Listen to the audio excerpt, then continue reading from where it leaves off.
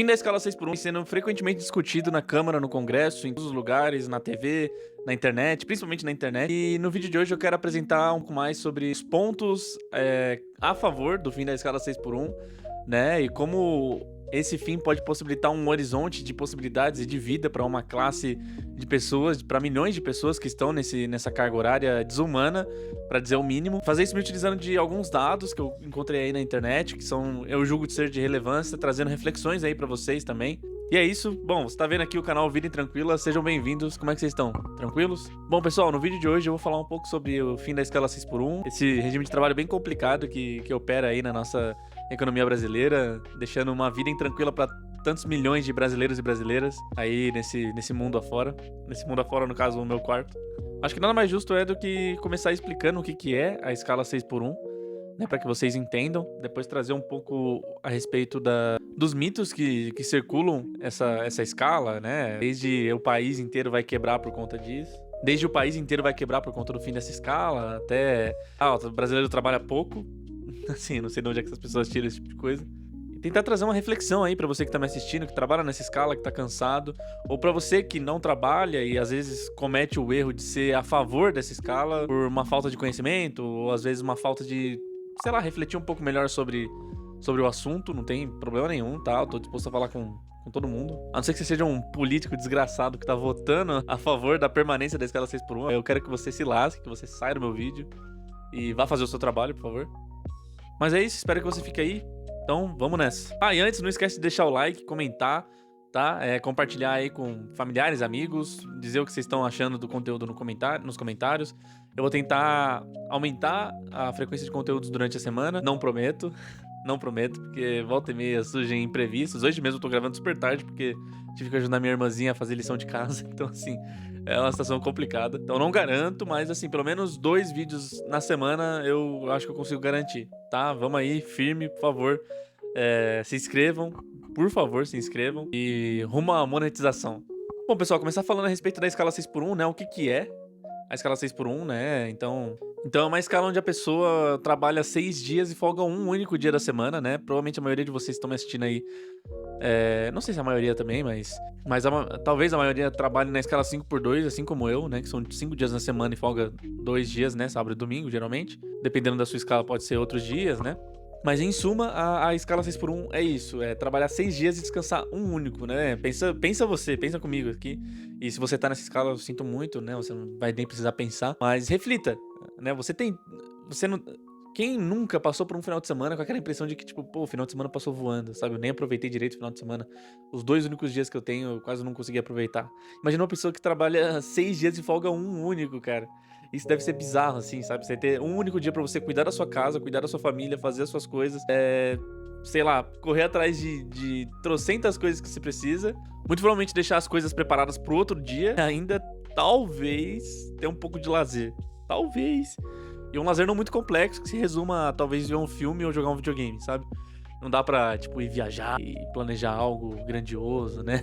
Imagina, você folgar um único dia e fazer um bate-volta na Praia Grande, assim, o inferno que deve ser na vida da pessoa. E, bom, só eu citar isso daqui, vocês já devem entender o porquê que talvez essa escala deva, talvez não, mas com toda certeza essa escala tem que acabar, né? E o fim dessa escala já vem sendo discutido, principalmente nos campos de esquerda, há muito tempo mesmo, mas ele tomou um novo formato, uma nova forma ali, um novo fôlego, né, pra dizer a verdade, com a Erika Hilton e com o movimento VAT, né, ordenado ali pelo Rick Azevedo, cara, fantástico, assim, vida além do trabalho, né, significa VAT. Inclusive é um jogo de palavras ali muito mais atraente, assim, pro público geral, né, vida além do trabalho. Então, todas as pessoas buscam vida além do trabalho, né, muitas vezes as pessoas trabalham pra buscar uma vida além dele, né, ninguém...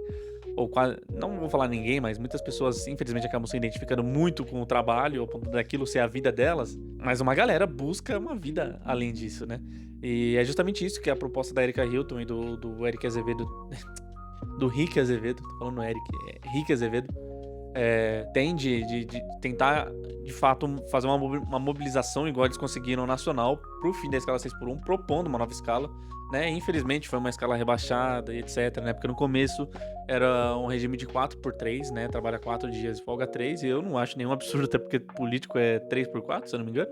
Então, assim, sabe, se os representantes da nação que ganham 50 mil reais por mês, fora, né, todas as verbas de não sei o que, né, trabalham 3 por 4, por que que a população não poderia trabalhar ou exigir algo do tipo, né? E obviamente que foi uma estratégia também, né? Porque assim, já se sabia que a pauta seria rebaixada assim que fosse pra votação, pro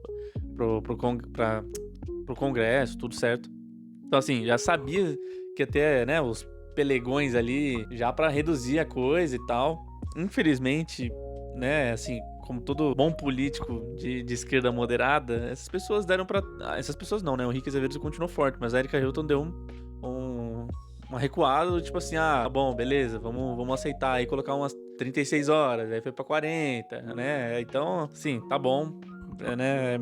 É um passo, não vou dizer que tem que se contentar com isso, eu acho que passando a escala 5 por 2 para 40 horas, tem que começar a lutar por uma escala até que 5 por 2 só que 30 horas. E foi estratégico, né? Essa política foi estratégica justamente para poder desengajar a população no 5 por 2, né? Porque se você consegue reduzir a escala para 30 horas semanais, você afeta uma pessoa como eu, né? No 5 por 2 que poderia trabalhar menos ao longo da semana. E aí isso mobilizaria, assim, um contingente nacional brutal, assim, que não tem contra-ofensiva de extrema-direita que suporte uma coisa do tipo, né? E você vê que essa galera quebrou a cara, assim, né? Muitos políticos de extrema-direita foram, tipo, no calor da emoção, né? Principalmente quando começaram aqueles movimentos, né? A favor do fim da escala 6 por 1, que aí teve aquela comoção nacional e etc. Muitos políticos de extrema-direita foram, tipo assim, secões. É, isso aí, galera, vamos ser contra. E o pessoal, contra? Como assim, cara? Eu trabalho na 6 por 1, eu mal vejo meus filhos, sabe? Eu não tenho tempo de ir no hospital, não tenho tempo de fazer nada, ganho pouco, né? E eu não trouxe esses dados, infelizmente, mas o IPEA lançou uma pesquisa de que os menores salários estão justamente nessas escalas, né? As menores qualificações, né? Principalmente quem não tem ensino superior ou até médio completo, muitas vezes trabalha nessa escala, e os menores salários, né? Um salário mínimo, coisa do tipo, estão justamente nessa escala. Então, assim, é totalmente desumano, assim, né? É bizarro. Então, depois de toda essa tramitação aí, que vai para além de um ano, né? Obviamente, isso eu já sabia que o governo Lula provavelmente ia segurar essa pauta para a eleição, né? Pessoal, assim, não vamos se iludir também com nenhum tipo de político que tá aí, seja de esquerda, seja de direita, né? Obviamente que o cara ia querer, né, manter a pauta na retranca ali pra poder soltar ela na eleição e ganhar voto, e vai ganhar voto, né? Provavelmente vai ser reeleito, etc. Né, ele fez o combo ali, né? Tirou a taxa da blusinha, simplificou a CNH, vai tentar passar agora o fim da escala 6 por 1, assim, fez o combo da eleição, né? E ainda topa de frente com um paspalho igual o Flávio Bolsonaro, que, sabe, recebeu o dinheiro do Vorcaro no filme, e aí parece o Comando Maluco, né? Porque, tipo assim, o cara fala que, tipo, o Vorcaro ajudou no filme, aí chega o Mário Frias e fala, não ajudou.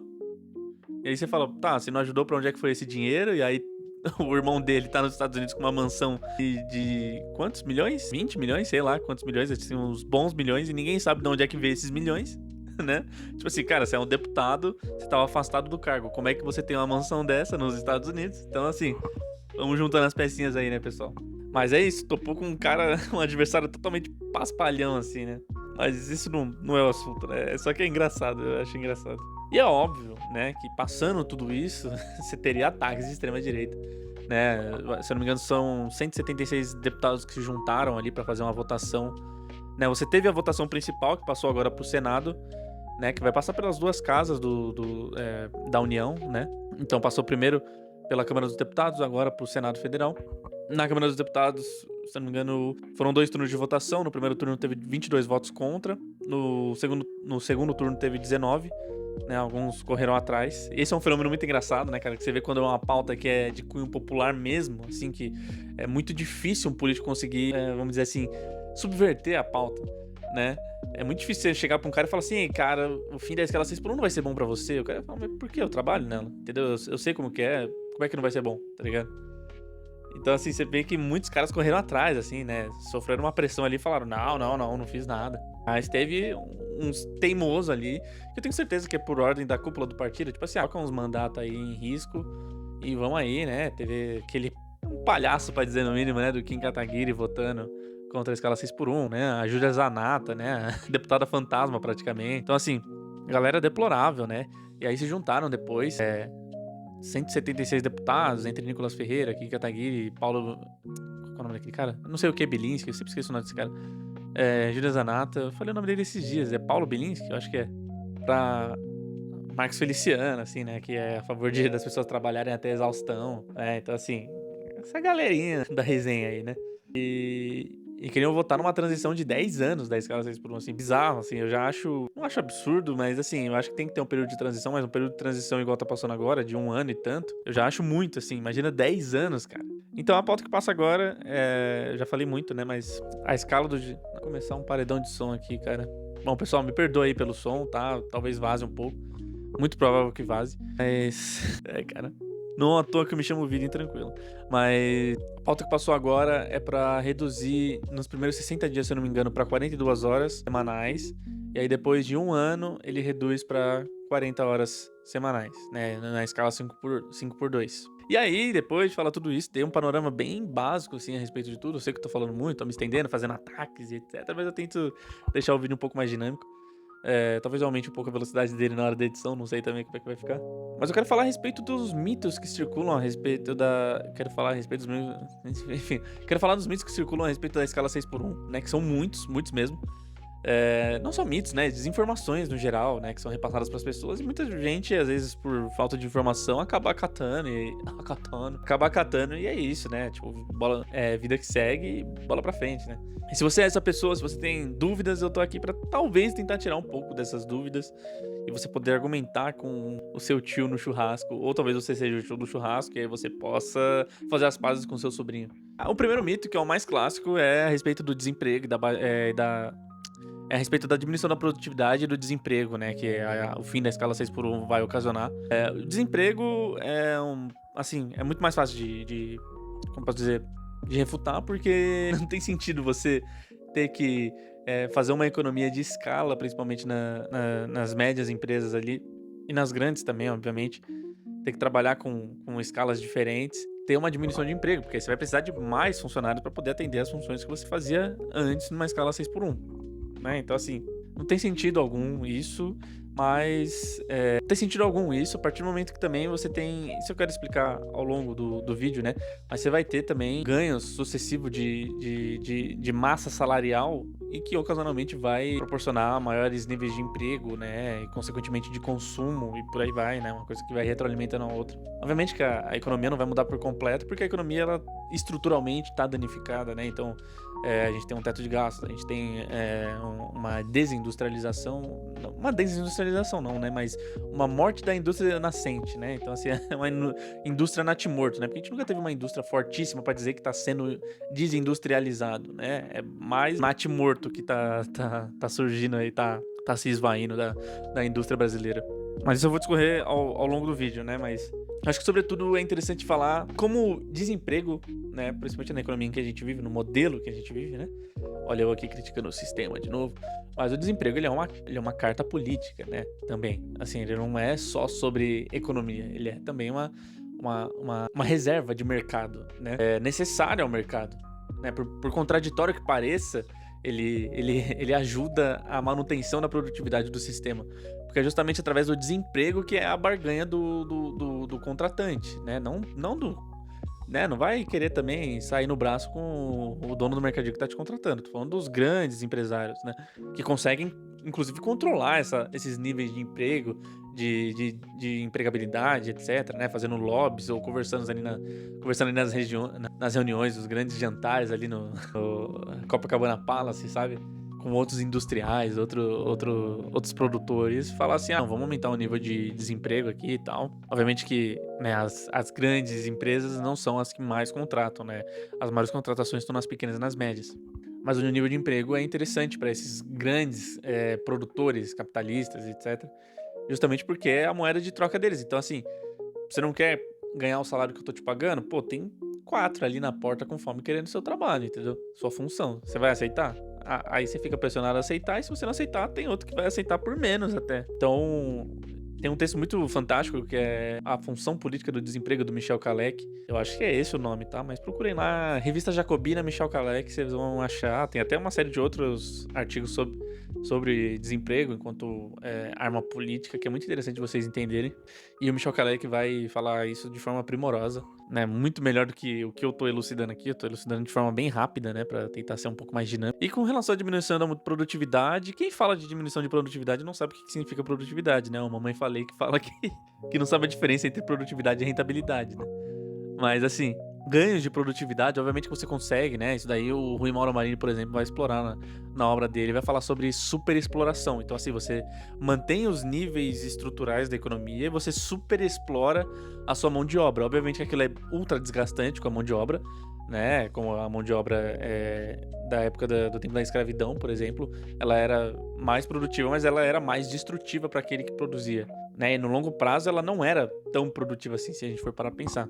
Então você tem esses níveis de superexploração possíveis que vão aumentar sua produtividade, mas vão ter custos, né, de manutenção muito altos, de reposição de mão de obra muito altos.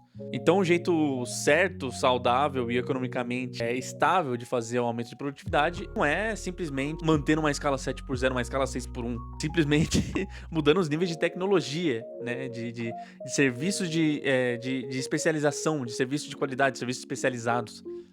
Né, eu falei em algum vídeo, eu não lembro qual vídeo que é, já tô começando a esquecer os vídeos, olha só, tô começando a postar tanto. Qual vídeo que era que falava, que eu falo que o ápice do desenvolvimento tecnológico, industrial, produtivo de um país é quando ele começa a exportar serviços especializados, né? É justamente isso que faz com que tenha aumento de produtividade, né? Ganhos de escala, tecnologia, né? Tecnologia empregada mesmo, diminuição de ociosidade produtiva, né, e complexidade produtiva. Então, assim, falar que o brasileiro trabalha pouco, né, aquela reportagem vagabunda daquele... Eu não esqueci agora que veículo de mídia que fez isso, eu falei em um vídeo também, falando, o brasileiro trabalha pouco, aí você vai ver com o que ele tá comparando, tipo Serra Leoa, tá ligado? Somália, que os caras se matam pra poder adestrar IA, tá ligado? Você fica assim, meu, como, velho? A gente trabalha mais do que, sei lá, o americano, o francês, o canadense, tudo. Que o mexicano, o colombiano, que estão aí dos nossos vizinhos, né? Então, assim, se olhar pra população brasileira e falar, vocês trabalham pouco, é, assim, de uma sacanagem virulenta, cara. Então é isso, assim, sempre que vierem com esse argumento de produtividade, sabe que essa pessoa não sabe a diferença entre produtividade e rentabilidade, muito provavelmente, entendeu? Ela acha que como os outros países, eles recebem mais pelos serviços, que são especializados, né? Porque, assim, o barbeiro ele vai ganhar mais na Alemanha não porque ele é mais produtivo, mas porque o fato dele abdicar dos serviços especializados para se tornar um barbeiro faz com que o trabalho dele seja mais rentável, no sentido de que ele precisa abdicar de mais coisas, de mais possibilidades de ganhos, de mais possibilidades de ganho do que aqui no Brasil. E aí tem o clássico mito do aumento de preços, né, pessoal? Assim, é possível, obviamente, que isso vai depender de diversos fatores, mas que até os preços se estabilizem ou diminuam, porque no longo prazo, quando você tem um aumento de emprego, né, então você vai ter um aumento de empregabilidade. Isso se o STF não fazer o que eles estão planejando, que é basicamente terceirizar a atividade fim e acabar com a luta pela escala 6x1, o que eu acho bem provável que aconteça, infelizmente, né, dada as votações passadas do STF. No longo prazo, com esse aumento de empregabilidade, você vai ter um aumento de massa salarial. Um aumento de massa salarial é um aumento de consumidores. Um aumento de consumidores é um aumento de demanda. E o aumento de demanda é um convite ao aumento de produtividade e de estabilização ou queda dos preços. Então, só por essa lógica econômica super anualística, heterodoxa não, ortodoxa, simples assim, você já consegue entender que talvez os preços não descambem como tá todo mundo prevendo, né? Os preços vão disparar, etc. Assim, isso pode acontecer num cenário muito específico, como aconteceu, por exemplo, no governo Dilma com o aumento do setor de serviços, etc. Inclusive, que é um setor que eu vou falar mais pra frente, que o governo tem que ficar de olho mesmo, né? Setor de prestação de serviço, de segurança, vigia, manutenção predial, asseio predial e por aí vai. Né, isso pode sim encarecer, né, os custos operacionais disso acabar encarecendo. E é isso, eu não acho que tem que fazer a aprovação da escala 6x1 de forma desavergonhada, tipo, aprova aí, já era, deixa rolar. Não, acho que o governo deveria também fazer políticas públicas para poder conter quaisquer tipos de deformidades econômicas advindas disso.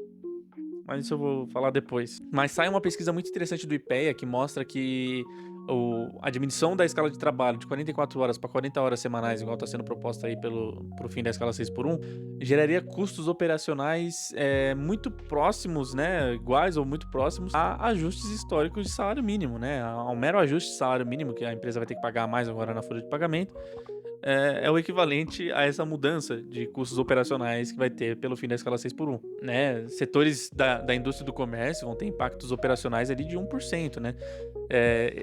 Assim, se você for pegar o custo de fato da folha, ele aumenta ali em coisa de 6, 7 pontos percentuais. Mas como se trata de diferente peso, né? Então, tipo assim, geralmente a folha de pagamento não é o maior custo que uma indústria, um comércio tem. Né? Então, assim, dadas as proporções, ele acaba tendo um peso de 1% de custos operacionais para essas indústrias, tá? E assim, não tem como falar, é fake, não, é o IPEA que tá divulgando isso, entendeu? E os custos podem ser facilmente contornados com aumento de produtividade, com reordenação de escala, né? Eu lembro que no começo, quando falaram a respeito do fim da escala 6x1, veio uns emocionados no Twitter, assim. E como é que fica a minha situação, cara? Eu vou no médico no final de semana, no hospital, e não vai ter ninguém lá. Tipo assim, cara, existe escala, né? Uma coisa. Cara, se. Primeiro que assim, se você for no hospital, os hospitais já trabalham, né? Com a escala de 30 horas semanais, né? As enfermeiras já trabalham com essas escalas. E na pior das hipóteses, você vai ter que reduzir a sua produção, né? Dependendo. Ou contratar mais, né? Eu acho que o que o pessoal esquece, assim, limpa da cabeça das pessoas na hora de falar a respeito da escala 6x1, é que todo trabalhador produz o seu salário, entendeu? Senão ele não seria contratado, não teria por que contratar, entendeu? A empresa não é ONG, sabe? É isso que eu não entendo, às vezes eu fico indignado. Os caras falam assim, não, mas eu vou ficar contratando os caras aí e vai subir muito o meu custo. Cara, vai subir o seu custo ao mesmo tempo que sobe a sua produtividade, sobe o lucro da sua empresa por conta das suas contratações, entendeu? Né? Nenhuma empresa contrataria um funcionário se ele não desse lucro. Então, assim, é uma lógica básica, você não precisa nem ser um grande economista pra saber disso, sabe? Pô, eu tô sendo contratado pra aumentar só os custos da empresa? É lógico isso? Entendeu? Né? O Flávio Augusto, eu pago 10 mil reais pra um cara que recebe 7, que não sei o que, blá blá blá, se eu pudesse eu pagaria 10 pra ele.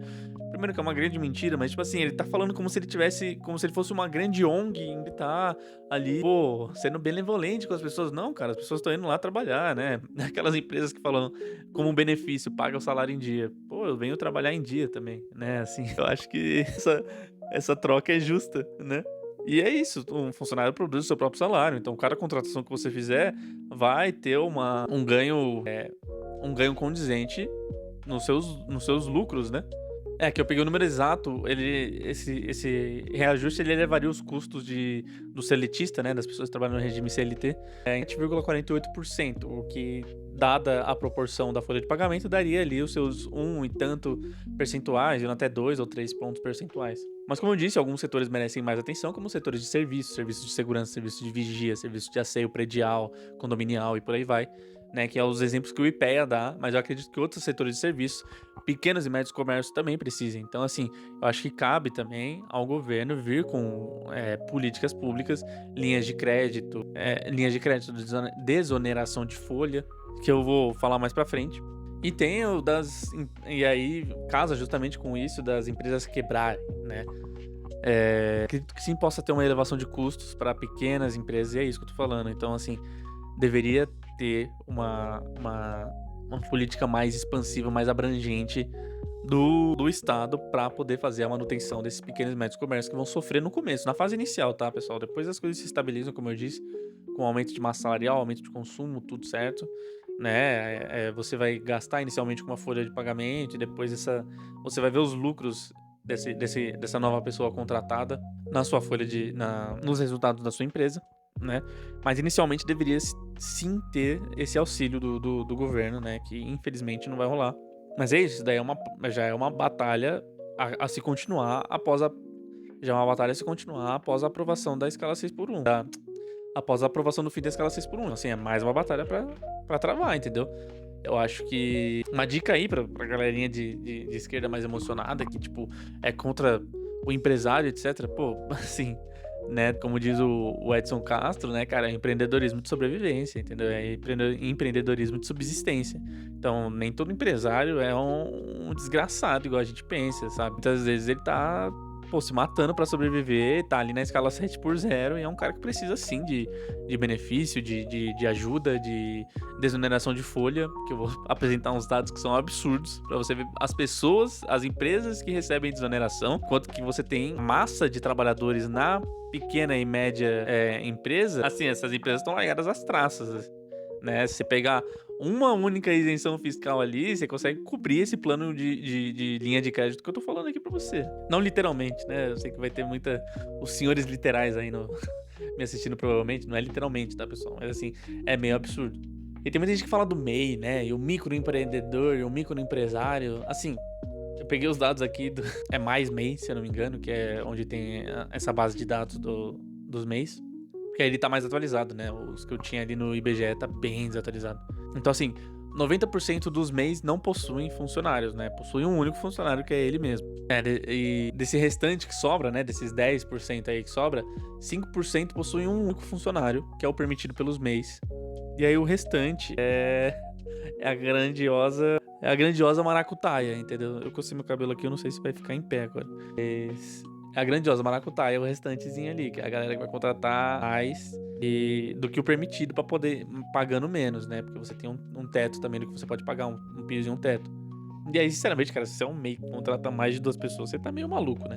Mas tá bom. E aí eu volto a falar, né? Que eu matei um pouco a pauta antes, mas voltando a falar dela, a importância de políticas públicas pro pequeno, pro médio empresário, que precisa sim de auxílio, de criação de linhas de crédito próprias para ele, pô, você pegar um Banco do Brasil, uma caixa, pra poder fazer um crédito subsidiado, sabe? Assim, subsidiar juros de, no máximo, 9, 10% ao ano, assim, uma taxa muito pequena mesmo, sabe? Tirar isso da mão dos bancos privados, igual fizeram com os consórcios lá, com base no FTS da pessoa. Um bagulho absurdo mesmo. Mas justamente fazer uma política verdadeiramente pública, tá? Não é ficar delegando pra banquinho privado poder fazer a merda que quiser, entendeu? É assim, ó, você vai ter essa linha de crédito aqui com a gente, etc. Vai ter prazos maiores pra pagamento, coisas do tipo. Aqui é tudo coisa da minha cabeça que eu tô supondo e tal. Poderia ser feito, facilmente ser feito, tá? Mas infelizmente, com o nosso querido Lula, né? O nosso Lully passando o teto de gastos, ele basicamente matou a economia, né?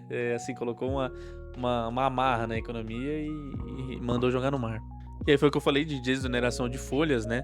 Desonerar folhas de pagamento para não ter que fazer o recolhimento de INSS, por aí vai. E aí temos dados surpreendentes eu peguei dados de renúncia fiscal, né? Que é isso que o governo deixa de arrecadar. E aí ele faz renúncias fiscais no montante de 903 bilhões de reais, né? Quase 1 trilhão de reais. É meio a quantia quase indizível, incontável e inimaginável. E desses 903 bilhões, 620 são benefícios, né? Privilégios tributários dados a empresas do setor privado. Público e privado, né? Misto, público e privado. E 30%, né? Um terço desse valor aí dos 620 bilhões, né? Mais de 30%, se concentram em 50 grandes empresas, cara. Isso é fantástico. Menos de 50 grandes empresas, se não me engano, são 47 empresas. Entre elas, TAM Viagens, os aviãozinhos ali, Latam, né? Que é hoje em dia. São 2,6 bilhões de isenção fiscal. Tem a Stellantis, que é da Fiat e da Peugeot, né? Uma junção das duas ali, com 1,6 bilhão. Deu uma desafinada aqui. 1,6 bilhão. A Samsung com 1,2 bilhão. E a GM com 1,07 bilhão. Então, assim, somando por cima aqui, já dá quase uns 10 bilhões, assim. Fala se isso não seria mais do que necessário para um pequeno, para um médio empreendedor poder ter de privilégio tributário, né? Então, assim, você vê o absurdo que é o sistema em que a gente tá ligado? Quando eu fico batendo no sistema, é justamente isso, entendeu? Não é essa coisinha abstrata. Ai, nossa, cultura woke. Não, é o sistema de verdade funcionando, operando, né? O sistema de verdade operando, ele tira do mais pobre e coloca pro mais rico. E aí vira essa roda gigante do caos, entendeu? E também tem que pensar no trabalhador do campo, né, pessoal? 40% da mão de obra do campo é assalariada, né? E trabalham numa jornada maior, superior a 40 horas semanais. E aí, para eles, primeiramente, a reestruturação da Conab. Desculpa, engasguei. A reestruturação da Conab e seus estoques reguladores, que é justamente para você conseguir manter os preços dos alimentos ali regulados para que o produtor também não saia no prejuízo, né? Não tem que fazer descarte de safra, justamente porque não vale a pena vender. Eu sei que muita gente acha isso absurdo, que o grande agro faz isso. Não, muitas vezes o pequeno, o médio agricultor faz porque não vale a pena ter todo o custo logístico de fazer aquilo. É melhor ele só descartar a produção dele. Tipo, eu sei que é um pecado gigantesco, às vezes volta e meia roda vídeo. E assim, pessoal, imaginem só um pouquinho, tá? O grande agro, ele produz soja, ele vai exportar soja, commodities, grãos e carne, por aí vai.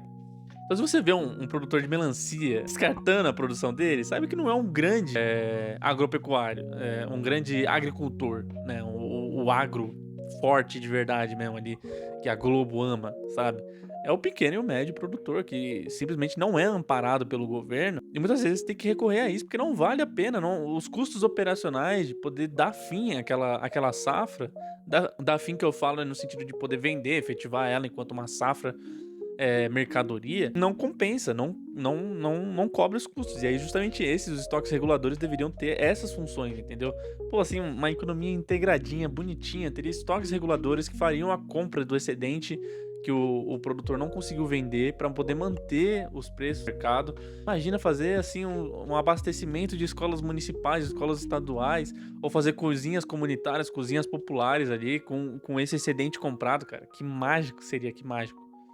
E o aumento do plano safra para o pequeno e para o médio produtor, né? Para você ter noção, no ano de 2025, o plano safra foi de 477 bilhões, meio trilhão de reais praticamente.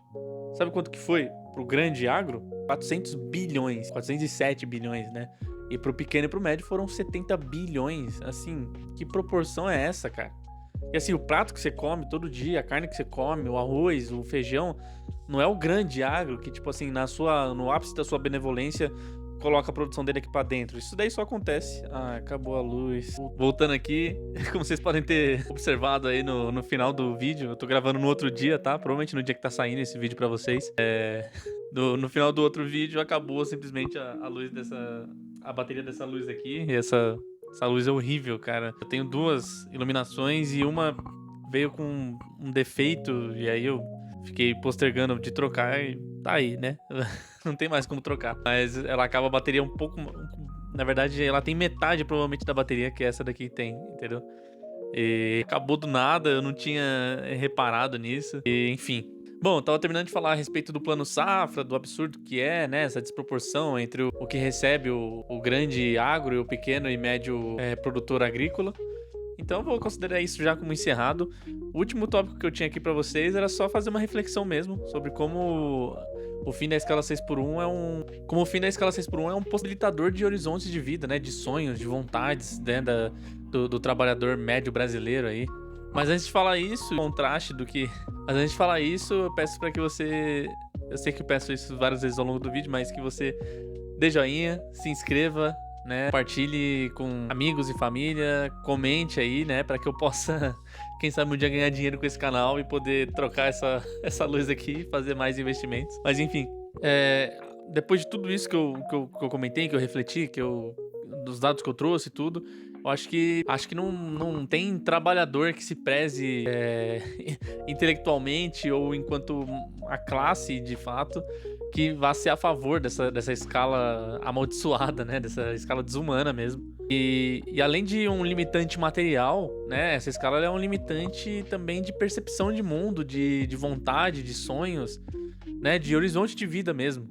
Né? Eu acho que uma pessoa que trabalha 6 dias na semana, que tá socada dentro de um transporte público horrível, sabe? Eu acho que muito raramente essa pessoa vai conseguir ter uma perspectiva tão melhor assim de vida, de tanta melhora, de tanta perspectiva, de tanta esperança, né, no caso.